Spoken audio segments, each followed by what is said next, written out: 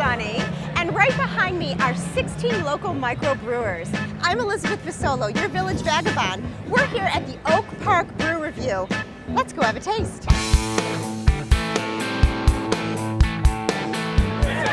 Enjoy those. We've got literally the best microbrews in the state of Illinois and the Midwest, and all produced in a sustainable way. Environmentalism doesn't have to be an austerity program. It can be about having great quality of life, but it requires that you simply do things a little bit differently to make sure that the sustainability components are there. Well, 7 Generations Ahead has provided all the food vendors with compostable plates, bowls, silverware, so that everything you eat and everything you eat with can be composted. Basically, the only thing we need to recycle from the event are the programs and the soda cans. The way to enjoy this event is to, one, appreciate the sustainable components. Secondly, to grab your glass and to try to taste as many craft beers as possible from these 16 or 17 breweries that we have from Illinois, from Michigan, from Indiana, and we've got one from Fort Collins, Colorado, New Belgium that's here. Probably the most sustainable brewery in the country.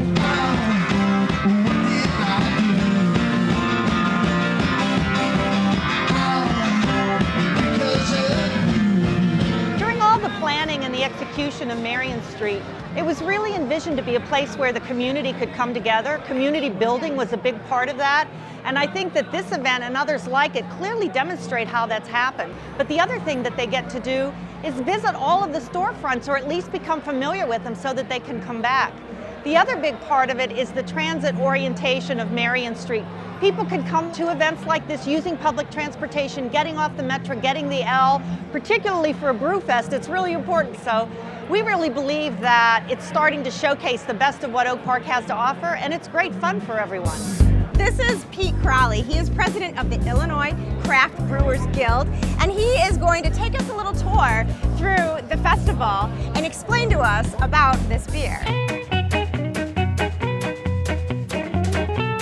Pete, tell me, which beer here should I be trying? We're going to try the Rye PA today. Okay. This is Brickstone. They're new into the Illinois Craft Brewers Guild family. They're from Bourbonnais, Illinois. So what is a Rye PA? What does that mean? Generally, it's going to be an American pale ale that is brewed with rye malt instead of malted barley. So the rye actually is going to give you a spicy, aromatic character that barley doesn't give you. I can smell it. Now, one question for you. At this tasting, you have to drink your beer, right? It's not like a wine tasting where you get it in your mouth and Correct. you pour it out. Because wine does not have hops. It doesn't have that bitterness factor from the hops.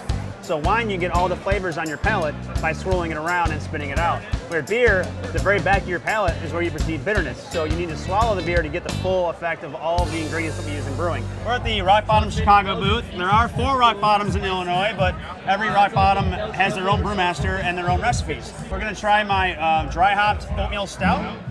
Last year, this won the gold medal at the Great American Beer Festival and the World Beer Cup. So this is yours? It is mine. Excellent, All right. excellent. So this beer is very dark. It's got roasted barley, chocolate malt, oatmeal, dark crystal, and it's dry hopped. Okay, what does that mean, dry hop? What's the difference? We add hops after fermentation right to the fermenter, so you get all aroma and all flavor. And it really combines, you've got this chocolate, this roasted, this coffee flavor, and then this piney citrus hop flavor.